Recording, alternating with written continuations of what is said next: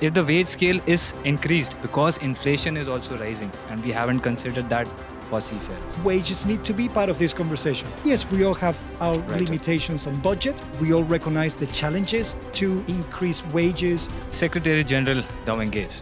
Welcome to the KSN show, sir. This conversation is not about policies. This conversation is about seafarers, the ones who live the ghost life out at sea.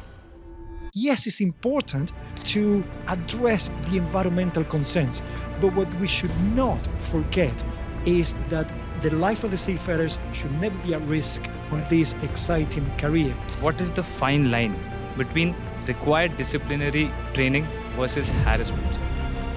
No action such as harassment and sexual harassment should go unpunished.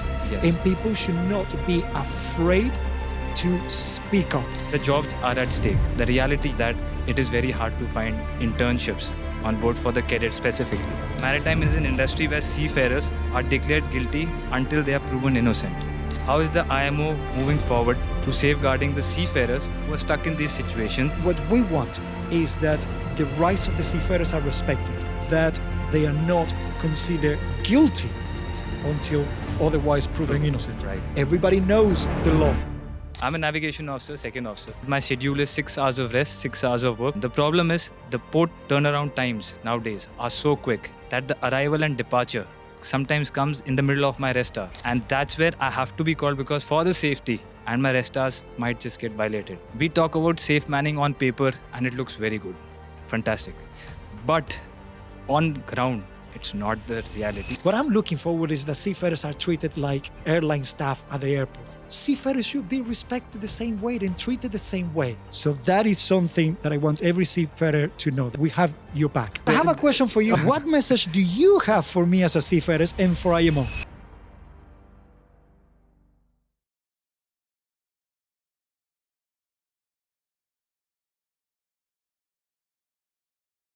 Secretary General Dawengez. Welcome to the KSN show, sir. How are you feeling today? I'm very good. I'm very excited being here with you, actually, and have this conversation. Right, sir. And first of all, thank you for giving us this opportunity to conduct a podcast right in the heart of the IMO headquarters. Believe me or not, 13 years of my life have been governed around this area since I started my maritime training. So thank you again. And this conversation is not about policies. This conversation is about seafarers, the ones who live the ghost life out at sea. We are the ones who ensure that safety of life at sea is conducted properly, safety of environment is maintained, and also safe transportation of cargo from point A to point B. So, my first question to you, sir, is a group of 17-year-old boys and girls come to you inquiring about the maritime industry. What would be your advice so that they can take a wise decision whether to join this profession or not, sir?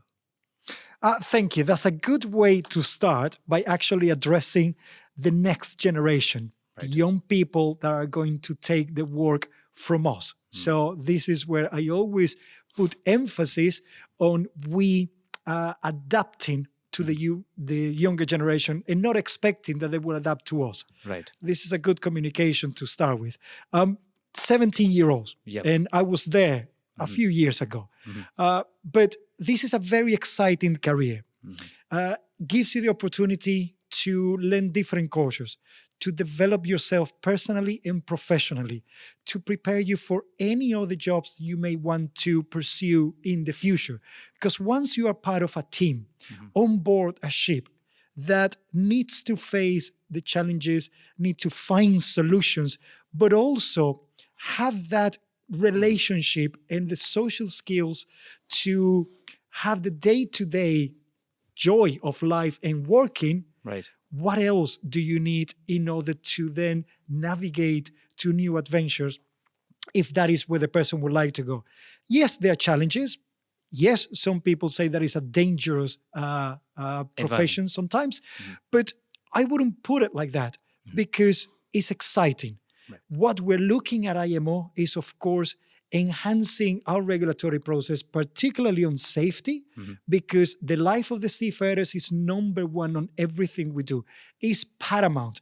And this is the message that I want everybody to pay attention to.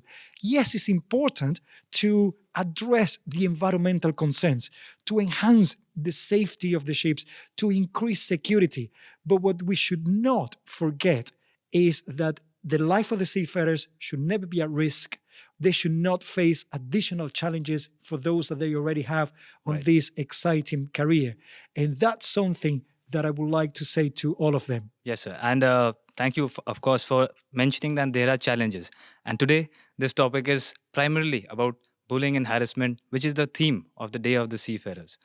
When we got to know that we are conducting a podcast in the headquarters with you, we did a survey online on all our social media channels. And there was one question which was pertinent throughout. It was that what is the fine line between required disciplinary training versus harassment, sir? What is The that fine line between much required discipline training on board versus when it converts into harassment? it is a fine line, Yes. but it's a reason and an objective of why the STCW convention, the Seafarer Certification Training and Watchkeeping Convention, is constantly evolving. And just last year, we adopted new amendments in order to address harassment, including sexual harassment, how to address that, how to come back, how to even deal with those cases. And within the convention, we have training of management, operational skills that are required ashore and on board a ship. Now, the fine line is that we need to learn tolerance as well. And we need to understand the situations and the cases. It's a multicultural environment. We mentioned that before. Yes. And that's why we need to enhance those experiences and train the officers as well as the seafarers and the ratings in order to be aware of the challenges and that not everything going to be misinterpreted. But the main point is that no action such as harassment and sexual harassment should go unpunished. Yes. And people should not be afraid to speak up. And that is a message that we all need to reiterate. Absolutely. And I'm breaking down the segment now, sir. This particular as a point of view is from a trainee's perspective. Right now, why I asked you this question was because it regularly happens on board. I myself am a seafarer, I witnessed it.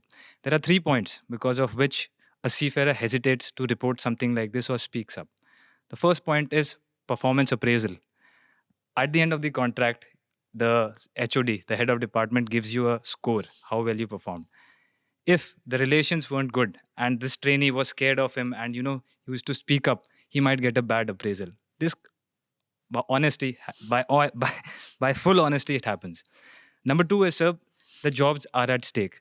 So it could be possible that the head of department doesn't like this gentleman or a girl and he makes a formal complaint to the company.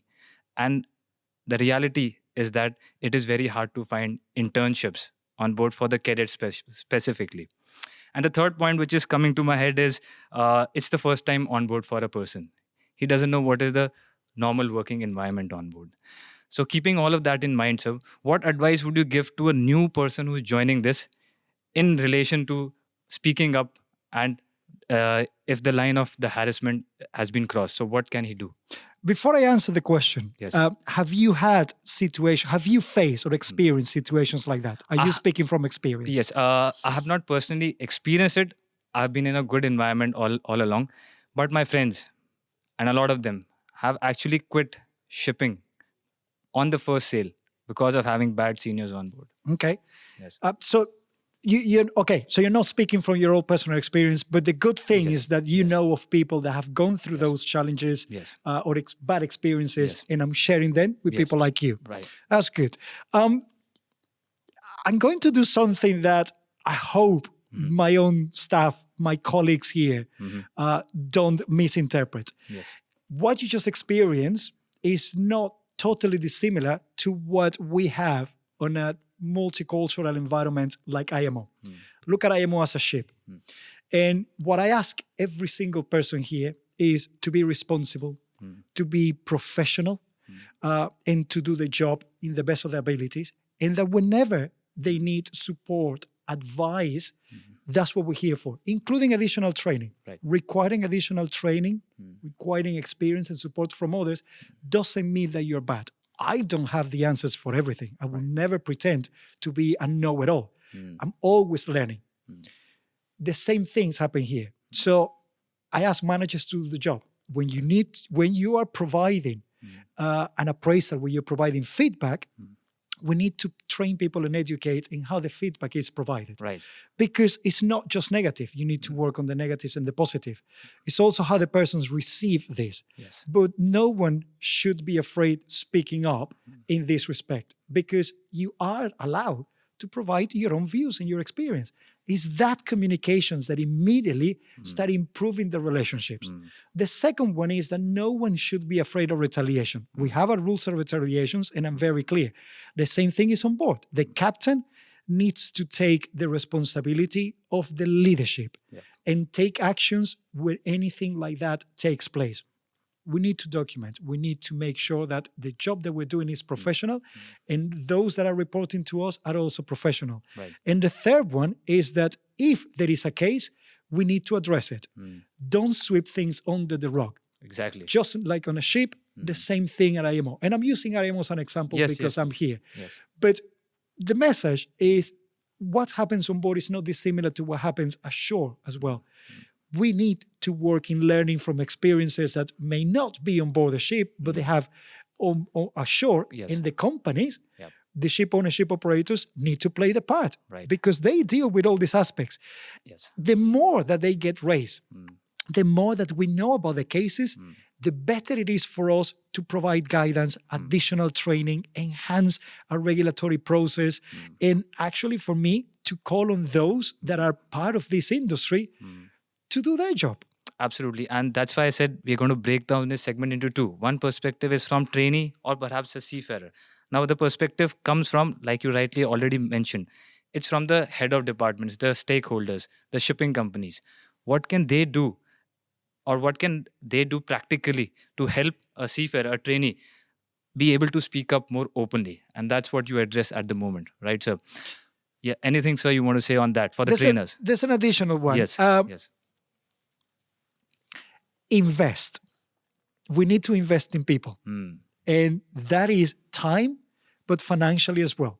Right. We need to provide that support to seafarers and the companies and the ship owners. I begin asking them, this is in general. I know that we're talking about a specific topic, Yes. but the reality is that the more that we invest in people, the best that we train and that we treat our seafarers, the more professional they will be, the best the experience, and they will be the ambassadors for the industry. And they will actually be the ones attracting new seafarers into the industry. Right. But that investment needs to take place. And it takes time. We need to dedicate time. We need to listen, something that normally people, and I include myself on that, sometimes forget to do. Right. We need to listen. Absolutely. And after we listen, we need to act.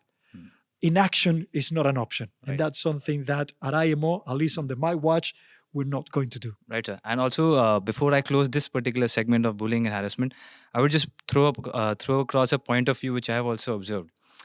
The senior management were from the 80s or 90s on board who are still sailing. They had a different perspective on how they got trained. You know, their way of training was extreme perhaps at that time. That still carries on to this day when a 17 or 18-year-old boy or girl joins the ship. That mentality doesn't work anymore onto that young seafarer. So for me personally, what I recommend, or I would say just gauge, is that the old school sailors need to shift and adapt to the new generation, how they are and how they are supposed to be treated, because gone are the days when you had to use a sextant and a chronometer to find your position in the navigation. Have you had that experience? Funnily, I have been taught about sextant for 4 years, and I have used it only once in my life. And the education still teaches about the same. So shipping needs to evolve. This applies to this topic, but applies to everything. And I mentioned earlier that we shouldn't expect that the younger generation needs to adapt to us. We need to adapt as well. Right. There are challenges, but it's challenges that we can overcome. Right. And the more that we address them, the more that people will understand. Again, it happens on board, it happens ashore. The shipping industry for many years was very inward looking. I think we're more out there now. There's more focus on what we do, not only on the environment, but we can see on geopolitics, the impact that it has on the global economy as well. And of course, the price of the consumers, which again attracts that attention, which is good. let's use that attention. And this is what I want to congratulate you for this kind of approaches, because it's with this that we can then start addressing facts that in the past we pretended that they didn't exist. Yes. And again, thank you for letting us do this. This is the first step of getting opened up in the maritime ecosystem. Is this your first time at IMO?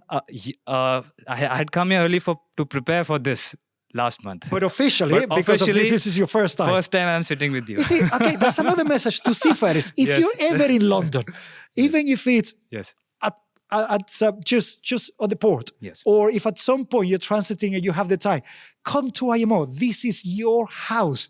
We can't say that we're all about supporting the seafarers and I have a professional one that this is the first time it's here. Hopefully it's not the last time. Please tell me that you're going to come back. I'll come back again to trouble you. I'll come back to trouble you again with more questions. You will never trouble me. As long as what you bring is constructive comments, ideas, areas for us to improve, you're more than welcome. And anybody is welcome. Absolutely. I'm going to share something with you. Please, sir. Sorry, am I speaking too much? No, please, sir. Please. One of the best parts of my job, or the ones that I enjoy the most, is when I have the opportunity to go to a port, go on board the ship and speak to the crew, to the seafarers there, openly to anyone. And I said to them, this is a free space. Tell me anything you want to say, even if you consider it a criticism, I don't mind. I'm not going to get offended. But otherwise, I wouldn't know. We spend a lot of time sitting in this big main hall discussing the improvements on the regulatory process to keep shipping safe, secure, and sustainable, as well as green. But the ones that are at the receiving end, the ones implementing this are the seafarers. Absolutely, sir. We need to hear seafarers. Absolutely. I keep calling for more seafarers to be part of the negotiations, for the member states to include those experienced seafarers and even those up and coming to be part of our regulatory process, because we need the facts. That would actually make our process and our system and our regulations better. Absolutely. And again, thanking you again, because you are quite an open-minded person. I'm just saying very honest and candidly, because it's very hard to place yourself as a seafarer in this where the regulations are made. And you being the Secretary General and speaking so openly, truly appreciated, sir.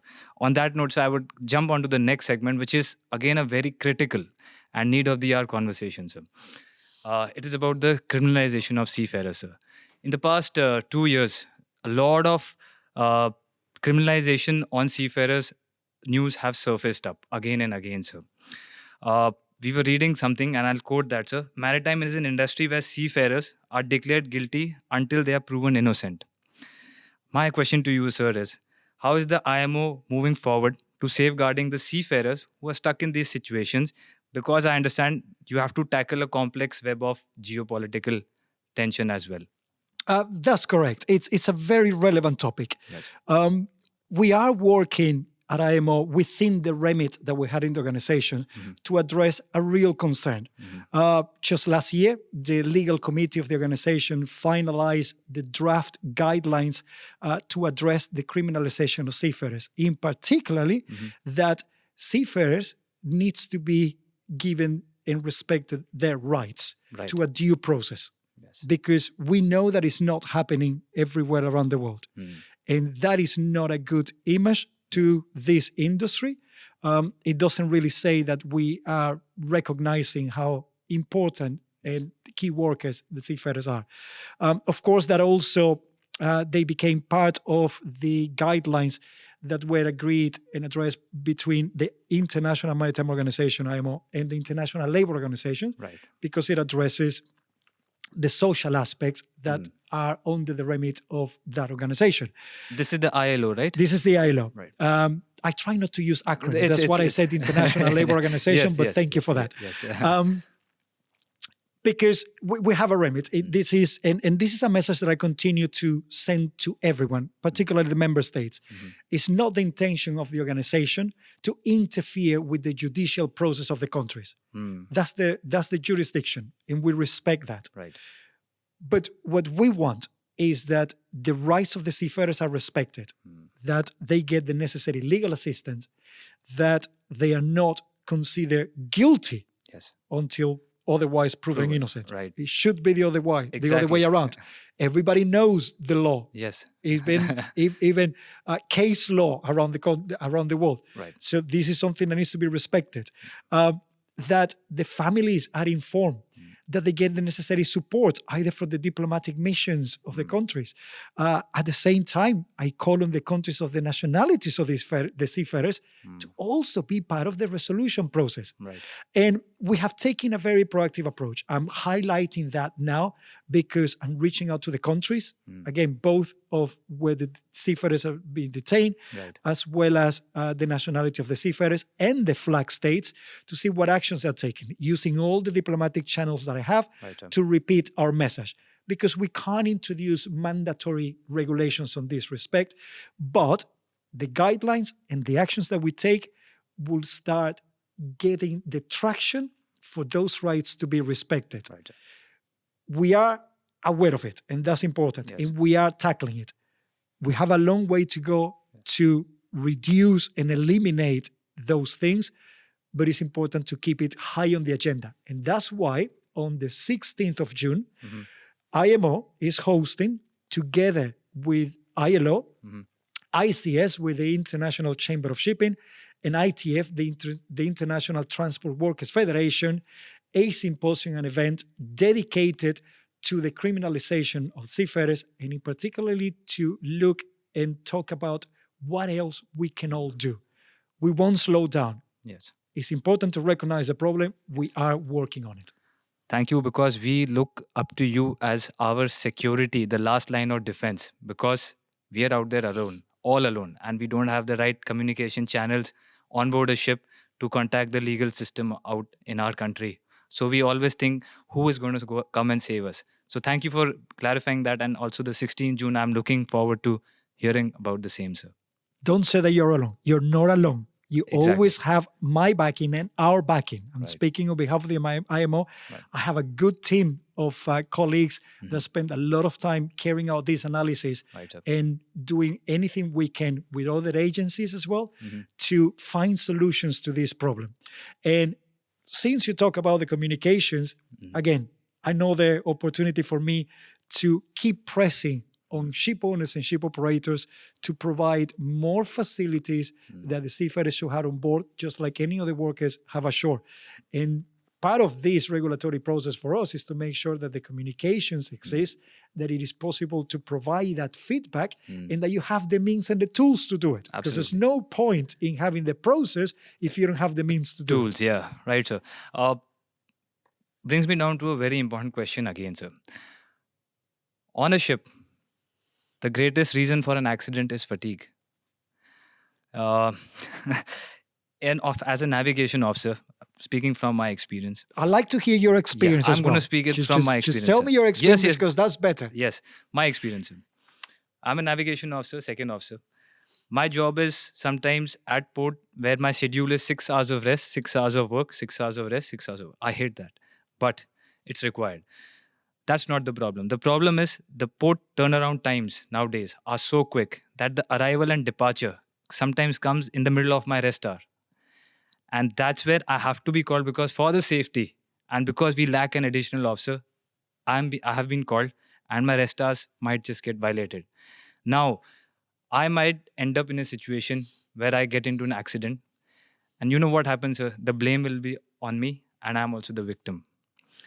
My question and my subject is safe manning right now, sir. We talk about safe manning on paper and it looks very good. Fantastic. But on ground, it's not the reality. And I'm addressing not just my experience. It's from the engine department, it's from the electrical department, it's from the crew, it's from the galley department also. So all of us have this pain point, and everybody requested me also to speak about this. So, sir, what do you think about this safe manning? Because rest hours, I know, is very important. It looks good, but they are also tampered sometimes. I'm not denying that. The fatigue kills seafarers. What do you have to say about that, sir? We are aware of the issues of fatigue. Right. It is regulated. Yes. Let's be clear. Both the SCCW Convention as well as the MLC, the Maritime Labour Convention of the ILO, yes, is the implementation. Yes. And that's where we need to be realistic on this. Yes. Let me touch a couple of points there. We know that it's not the exception. It's becoming the norm for seafarers to actually work overtime. Yes. We have the International Safety Management Code, the ISM, and we have carried out a review of the effectiveness of the code, which is already over 20 years old. Yes. And the next Maritime Safety Committee next month is going to review that and start looking into what are the actions that we need to put in place to enhance the implementation and probably the code itself. Yes. For better planning. Right. How to address, in particularly fatigue aspects, and save money. Yes. Now I'm going to save money. Yes, sometimes it can be a challenging topic to discuss at the organization, and we're aware that for many reasons that I'm not going to list right now, right, we have ended up on this situation. So we're addressing it in two parts. The first one is with the review of the ISM code, of course, look into the real manning requirements of a ship. Yes. The second part is the increase of new technologies, digitalization, and automation. Yes. And of course, you will know that we're also developing an autonomous code. First, for voluntary application, and in the future, the second phase will be mandatory application. Mm-hmm. I'm going to say it before you say it. Okay. This code yes. and autonomous ships yes. is not intended to phase out the people, the seafarers. That's not the objective. Yes. Because I keep hearing that concern. Yes. Is that the concern that you were going to share with me? There was another one which I'm going to share with you, but after you complete. Okay, let me finish and then share the concern. Yes. Is to have on board the right tools for the seafarers to do the job. And this is where we need to work very seriously on the safety aspects when it comes to manning, right, as well as the automation and the required tools, the required equipment. It's not the nice to have. Is the equipment that are required by the seafarers. We need more feedback from the seafarers as well, right, on the experience on board, on the bridge, for example, of what is the equipment that is going to make their life easier. There's another topic. Okay. We started before. Yes. Keep your question I'm because I keeping like it, yeah. We started before yes. on that, and it was how to reduce administrative burdens. Because we are all aware, I'm aware, that too much paperwork that the seafarers have to do on board yes. that takes time away from there to do the real practical job. So areas for us to address. But you have another concern, or you have another... Yes. When you have yes. any feedback for me, or any I'll give you feedback, sir. Good. And it's a burning topic. You spoke about digitalization and new policies, and it's actually for the better. But practically, I'll just give you a real-time scenario what happens on board, sir. Let's take an example of ballast water treatment system when it was introduced. Ballast water? Yeah. You want to do ballast water? No. I'm just giving an example. When it was introduced, the time taken to maintain that equipment and the amount of troubleshooting which was required took out the time of the engineer so significantly that it became more of a hassle for the seafarer on board. This is just one practical example I'm giving you. The bigger picture is, sir, that yes, technology is coming in. Yes, digitalization is happening. Yes, safety is being improved. Yes, environment is being improved. All of these 3 or 4, which I said, are falling under the head of a seafarer because he's the one who has to implement that. Apart from that, sir, there are operational things which are required day-to-day for the day-to-day running.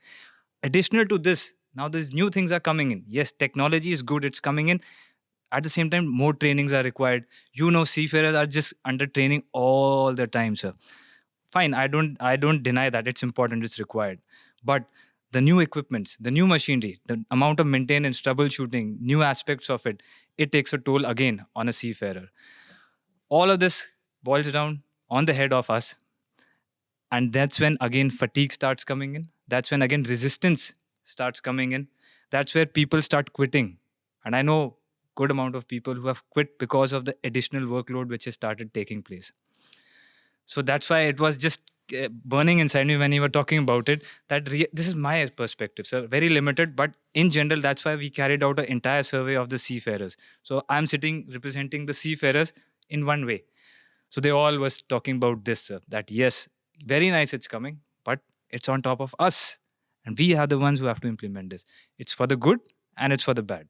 But I'm just highlighting the bad part of it. Not the bad part, but the challenge part of it, which is increasing. It's okay to say that Yes. is the bad part of it. You said be honest and candid. That's why It I is. just You have to absolutely. be direct because otherwise the message doesn't get received. Yes. Okay, so it's absolutely fine. And as I said to you, Right. I prefer to get Yes. the real experience from the Absolutely. people that are out there like you. And Yes. I want to I really thank you for that openness, Right, sir. because otherwise we won't be able to do our job here or improve the job that we do. Okay. Yes, it's a balance that we need to address. Yes. Why? Because, training is important. And again, if I compare it here, I'm always training because there are new things, new challenges coming up, the new technologies, things evolve, and I need to be up to speed. So I expect the seafarers. But of course, is how that required training doesn't have a detrimental effect in the job that has to be done as well. Also, sir, sorry, I'm cutting you No, here. no. You have the right to cut me off. Yes, so why I'm highlighting training is because this training takes place when the person is on a vacation at home for 3 months and then he has to go back for 6 months alone. So in that 3 months, he expects that I have at least a rest time, I have my family time, you have a wife or a kid. So that's when it becomes a challenge. Sorry, I just had to give that context to you. No, it's good. And listen, you have the right to stop me here. I mean, this is you're the boss today. You know that, right? Yes, we need to find the balance. And again, it's looking into how a business is run, because this is a business. Right. What are the actions that the companies take when these concerns are raised, or an operator? From our side, yes, not all our I'm not going to say that all our regulations are going to hit the mark and are not going to cause any issues, because we have to look into the seafarers, the regulations that need to enhance safety, how to address the new technologies that if we don't regulate them, they will still be on board, and probably there will not be a harmonized approach. The concerns on the environment that we all agree are there, enhancing other issues like diversity and inclusion, and of course, then brings areas like sexual harassment and harassment that we discussed earlier. Absolutely. So all those things we need to learn. At times, some regulations are required, even if they become probably perceived as a burden, because it will enhance the safety. But once we start addressing, the need for additional people on board the vessel, additional seafarers, then we will start looking into when the training can take place. The rest hours are more respected. The technology going to facilitate. But that's why your message is required, because we have a job to do, and we know that we will never be able to please everyone. Yes. But we need to evolve and we need to learn. And learning is listening to what you just said, and for us to think twice how we go into the implementation of these decisions. Absolutely. And thank you for, again, being so candid and open about it. I want to, again, highlight another pain point, which is often talked about. It is the shore leave part, sir. It is directly correlated to mental health. This segment we planned was also about mental health, but it was that IMO has done a beautiful job in bringing up that awareness for the past 5 years. Me and my co-founder were sitting last night and discussing that, yes, it's good, but there are 3 aspects which we are all missing out, which is the root cause of mental health breakdowns on board. The first one being shore leave, sir. I'll just list down. First was shore leave, second was lack of sleep and isolation, and third was stress due to work overload. Stress, work overload, we just discussed. For shore leave, sir, I have a statistics which a recognized organization just published a few months back, and it's just to give more context to it. Over 25% of seafarers reported no shore leaves at all in a contract. 25%. 1 in 3 went ashore only once or twice in 6 months. 47% when granted shore leave spent less than 3 hours ashore. I'll stop here because this is direct experience now talking, sir. Last 5 years I've been sailing. I have hardly managed to go out for more than 2 hours. Because, of course, my job demands that. I don't question it. But the fact of the matter is that once you go out, you have a reset in the environment because you are on a steel box, continuously out at sea, isolated. One change of scenario refreshes your mind and your brain circuitry. And it really helps. But that, as it's quite evident, and this is, okay, good stats, very nice. But in reality, I have my friends as seafarers. They will agree to it as much as these stats speak. So my question to you was, from leading on from this was, how can different stakeholders, not just IMO, but the entire party which is responsible for shore leaves and all. Improve mental health and welfare for seafarers. Sir. How can you do that? The key is how we work better together outside the shipping sector. Right. The reason why I say that is we have our convention, the Facilitation Convention, that actually mandates and provides the standards for the shore leave of seafarers, Yes. which is a right. Yes. We need to respect that right. Yes, there are security concerns around the world. Countries have the right to impose or introduce their own immigration rules. Yes. But our conversations with World Customs Organizations, with other UN entities, the implementation of the ISPS code, Yes. Of course, is to look for that enhancement of the respect of the rights of the seafarers. Again, work to do. It sounds like sometimes I'm telling you that I know what is happening and I don't have the full answer. And the reality is because I'm aware of the concerns, Yes, and sir. we are aware of those concerns in the organization. We keep highlighting it, keep putting at the top with the seafarers' rights. And it's how the other entities, other agencies can help us as well. That goes in line as well with the challenges of the visa for the seafarers. Yes, yes. Some have real difficulties for them to actually join a ship after managing to get a contract and Right. find job, because the visas applications just don't process, so they are too late. By the time that they receive it, The ship's gone. The ship is gone. Yes. Again, we talked about the importance of the seafarers, but then Yes. we don't demonstrate it all the time with our actions. And this is the call. Now, the next step for us is, as we look into the implementations of these conventions, and of course now with the ILO, more likely in June, Yes. in the next meeting, we'll adopt the amendments where the seafarers will again be recognized as key workers. We'll start highlighting that.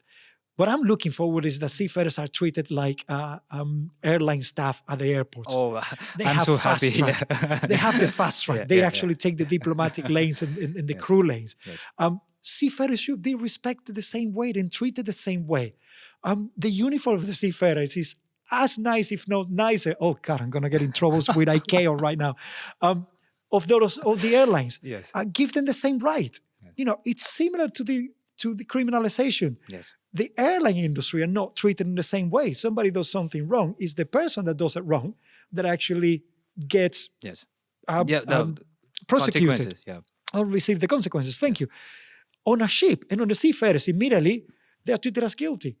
We need to change that approach. Yes. Seafarers are there doing a job, and they are not there to actually be criminals. Yes. The reality is that the criminality starts, the root causes is what we need to look at, and that's somewhere else. And that's why this event that we're carrying out here, that we're having here, hosting it, is to highlight that Yes. the root causes need to be addressed, and I'm bringing it to other UN agencies that also have the remit. Criminalization is a global aspect, and Right. within the UN, we're looking into different agencies to see how we can better coordinate. Right. But we'll keep looking at how to improve the life of the seafarers in that respect, Absolutely. particularly short leave. But people don't realize that 90% of the world's global trade is carried only because of seafarers. So a very good friend of mine keeps repeating this line: "No seafarers, no shopping." So I think the world needs to understand that if you are not treating the seafarers right, you will not be able to buy this, or perhaps anything which you are watching this on. How are your friends, the people that you know as well, Yes. speaking up about that realization? The thing is, my personal goal since 5 years, that's why I'm sitting here today because of that, sir, has been to showcase this immediate reality to the world. That's why I started my filmmaking journey along with my profession. My friends have also got that motivation and spark now to recognize that, yes, we are doing something which is extraordinary. It is not for everyone. And they are feeling proud about this. Only thing is, the regulatory bodies, everything needs to support, the whole infrastructure needs to support the one person, the seafarer. And I'm very happy I had this conversation with you, because it gives me a direct energy transaction that, yes, you sitting here are speaking out of honesty. This is what I have gauged, sir. That's why, one of my goals when I came here was to enhance the visibility of IMO in shipping and to speak up. Not everybody would agree with me all the time, and that's absolutely fine. it's my job to speak up as well, to express an opinion, if that actually is good to instigate and motivate discussions and conversations. You said that people don't realize that 90% of global trade is transported by ship. Yes. I think that's true to a certain extent, because human nature, I think we forget very quickly as well. People do realize whenever they get affected. COVID. And People got affected. Suez Canal. Ever giving in the Suez Canal. Why? Affects the pocket. Or that when they click an order online and it doesn't get delivered the following day that everybody is expecting, then suddenly, shipping exists and it's important for a reason. We need to keep reminding every individual out there the importance of shipping. Absolutely. And not to look at us only when they think that we're not meeting some goals, or because there is an accident, or because their pockets are being affected because there's a negative aspect in relation to when shipping has effects in the global economy. So it is important that this is repeated by everybody, and I will not slow down on this message. So thank you for bringing up again the no shipping, no seafarers, no shopping. Absolutely. So, you and I can keep having this conversation for a long time, but over there, the last question I want you to address the whole fraternity, the whole seafaring fraternity, you being the Secretary General of the IMO. What message would you like to give every seafarer watching this video, sir? The message that I want all the seafarers to have from me and from IMO is that you're always the number one in our minds. We know the great work that you do for everyone in this planet. We know the challenges that you face, and we are here listening and ready to act upon it. Share your experience with us. Be part of the solution. And please, just be aware that you are not alone. I'm here for you, and we are all here for you. Whenever we talked about issues like geopolitics, the environment, and the negative aspects of shipping when it comes to the global economy, and even the security aspects like the Red Sea and the Black Sea, I always said, first, we address the negative impact on seafarers that should never be used as collateral damage on any negative actions around the globe. Then we talk about the other effects. So that is something that I want every seafarer to know, that we have your back. And this was a catch question for you, because this was not the last question. It was not the last question. But I have a question for you before you go to the last question. Okay. What message do you have for me as a seafarer and for IMO? And please say anything that you want to say. Right, sir. First of all, it's my first experience here at IMO. And like I said, it's been governing my life since the past 13 years. And it governs the life of all the seafarers who are watching this.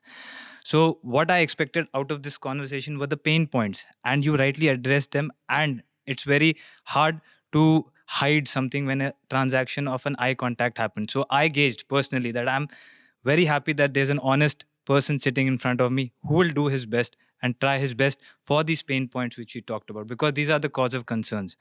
But that brings me to the last question, because it's a cause of concern. And I'm going to ask you directly. Yes, you might not be directly involved with it, but let's go for it. Seafarers' wages is the hot topic, sir. Since the past 2 decades, the salaries have not increased. They have been stagnant, and in some cases even reduced. The primary reason for people who join this profession is money. We cannot deny that. And as per BIMCO reports, we are going to face shortage of seafarers in the coming future. If the wage scale is increased, I'm very sure a lot of people would like to join this profession again, because inflation is also rising, and we haven't considered that for seafarers. So this was a trick question for you, sir, because a lot of people requested me to ask you this. I don't think that is a trick question. No. It's a very realistic and pertinent question. Yes. When it comes to the social aspects of shipping, the salaries, that's not regulated by IMO. Yes. Those are contractual agreements, and it's the Maritime Labour Convention at ILO that deals with that. But what I can say is that that's not dissimilar to even some of the aspects that I face here. Yes, we all have our limitations on budget. Right. We all recognize the challenges to increase staff, increase wages, the economy of the world right now is not in the best state. We are aware of that. But I go back to a message that I sent earlier. Okay. And it's investing in people. Investing is, the training that we do, the facilities that we provide, the care that we give to people, to the seafarers. And of course, when possible, and doing all the analysis and the need to talk about retention, the wages need to be part of this conversation. So that's what I'm pleased that you raise it, because it goes back into the whole investing in people, and this is investing on the future seafarers that are going to allow this amazing industry to continue to perform. Without the seafarers, there are no ships trading out there. Absolutely.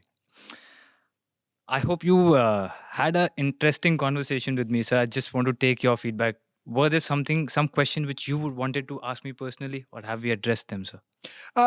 It's a very interesting question, experience for me, because this is what I like. Absolutely.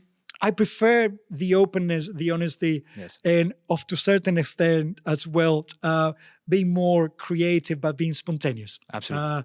So thank you for not scripting this. No. I just want everybody to know that this was not scripted. Yes, you had some leading questions, but nothing was scripted in that respect. Yes. What attracted you to become a seafarer? My first goal in life was to join the army, I'm being very honest. And the second was to have a life which is not sitting behind a desk, being very honest. So the closest profession that matches that was the shipping. Yes, the common phrase of adventurous life and all of that, it works to a certain extent. But what I understood after joining this profession, and I'm very proud of it, is that I understood self-discipline, perseverance, and working with limited resources. So that has shaped me, and I have started falling in love with the shipping all over again when I keep realizing this. Because it's a hard job, but only the hard times makes a strong man. So this is my, this runs in my blood now in one way. The water runs in the blood, and the seafarers too. But do you find it rewarding, enjoyable as a career? It's a perspective. Everybody has different perspective regarding the profession. Okay. For me, it is having a alone time actually makes me self-introspect and makes me a better man, because I can work upon myself much easily without distractions. So the sea gives me that medium. It's the sea which runs. Wow. Yes. Is it easy to share experiences, information among yourselves?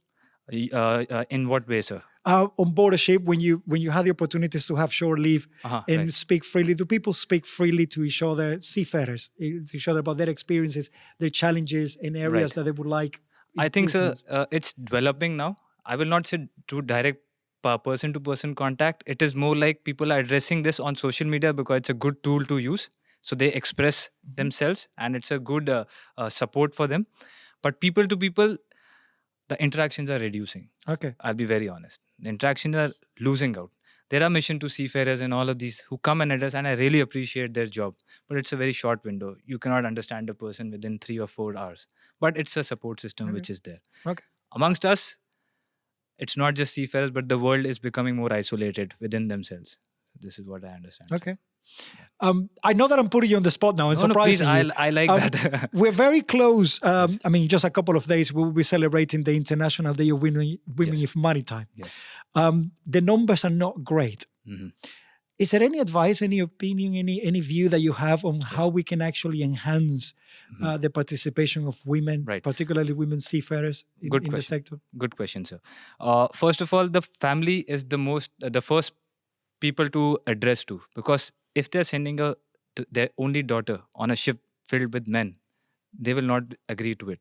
So what I personally think is on every ship there should be 2 or 3 females together always, so that the family first has a mindset that okay, she's there, she has support and friends over there. Secondly, what I think is the support system already in many companies are very nice in terms of grievance redressals. Like if somebody even speaks ugly of you, you'll be out of the ship, the one who is harassing you. So that I already feel is a good step forward. Thirdly, what I think, sir, is that we need to generate more awareness among women that the seafaring is not a male-dominated society or a profession, and that can only happen through media. because that's the greatest tool we have right now. I'm trying to do my best. In the past, I've shot 4 podcasts with women. And let me tell you one thing, sir. I met a female chief officer on my ship when I was a third mate. She's the best chief officer I've ever sailed with in regards to the work culture and work ethics. Oh, that's great. So they're to hear. leading the way. All the way, yeah. Thank you for sharing that. This is the kind of messages I have my team taking note of all this, Okay. because we're going to use that as well. Right, No, it's been an absolute pleasure talking to you. There's just one thing that I have to say. Please. On the 25th of June, we're celebrating the International Day of the Seafarers. Yes. And of course, we're launching our campaign, My Harassment Free Ship. And I want to invite everybody, particularly the seafarers, to share the experience, to share the views, to send comments, images of how they actually celebrated. Right. But beyond that, I want to say something else. Please. Let's not wait for every 25th of June to recognize the seafarers. Beautiful. We need to recognize them every day. Yes. This is not just one day a year. So for as much as we're going to do our job on that, my views, my campaigns, and my call to defend the seafarers, it's every day, not just once a year. And I want people to do that as well. On that note, sir, thank you again. It's been an absolute pleasure. Absolutely. And thank you for letting us do this in the heart of the maritime world. This is your house. This is the house of the seafarers. Remember that. Thank you. Thank you so much. Thank you very much. Thank you.